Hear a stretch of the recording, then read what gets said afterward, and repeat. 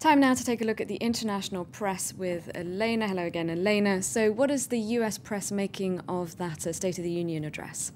Well, if anyone had any lingering doubts over whether President Obama is going to fight hard to keep his job, they should have been dissipated by that speech, says Andrew Rosenthal in the New York Times. Now, he thinks Obama's picked on exactly the right targets for exactly the right culprits, if you like, for America's economic problems by attacking the problem of inequality, by attacking corporate interests, by promising to tax the wealthiest more. He's finally hit the right buttons and set out some important and ambitious policy goals, according to Andrew Rosenthal. He says now we just have to hope he actually manages to stay president long enough to get some of those policies passed. Now, a right-wing columnist on the other side of the coin, if you like, is Jennifer Rubin in the Washington Post. Now, she agrees that this was a very fighting, strongly partisan, strongly election-minded speech that really throws Obama into the race for November, really brings him out fighting. But of course, she's looking at it from the other side of the coin. She thinks the idea of a tax on millionaires, for example, as he said,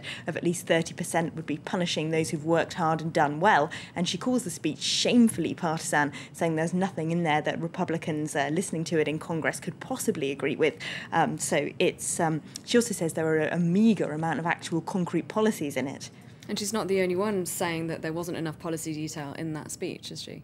No, indeed. There's quite a lot of critics also on the left saying there's not enough policy detail to back up the rhetoric in it. Look at this piece in The Atlantic. They say that Obama has got all the rights, he's making all the right noises, if you like. He's following the trend of the Occupy movement in attacking America's 1% of richest. And that's exactly what those poor Americans who are struggling to either remain in the middle class or get into it, that's what they want to hear. But he just hasn't got enough concrete detail, according to that article, to back it up. They say extending the payroll tax cut and taxing millionaires a bit more just won't make enough of a difference because the yawning gap between rich and poor in America is so big.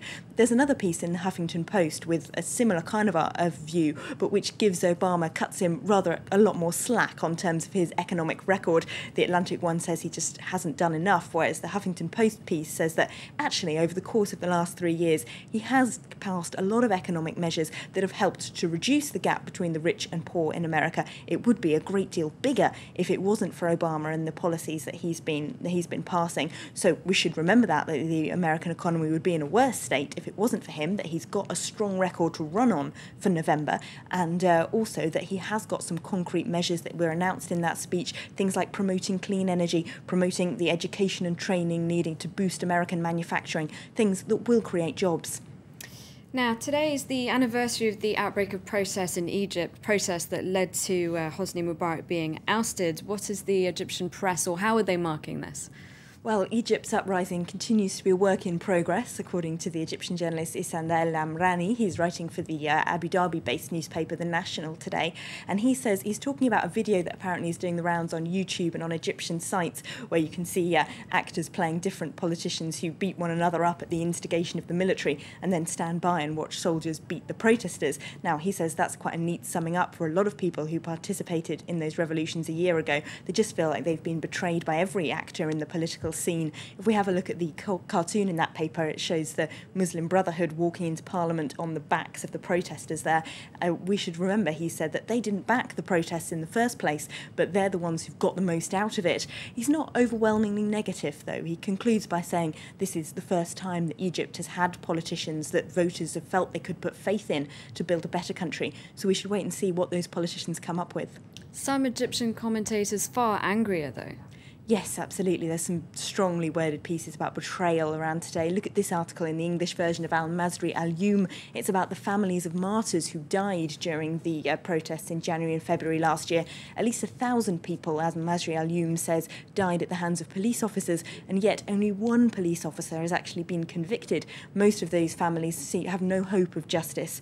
And there's also an interesting piece in The Guardian today about some Bedouin tribesmen who've occupied a tourist resort on the Red Sea. They apparently are part of a movement going on around the country where communities who've long felt oppressed have realised that the revolution could give them the chance to take their destiny into their own hands. So the Bedouin have marched into this resort apparently and say they won't leave except for €500,000.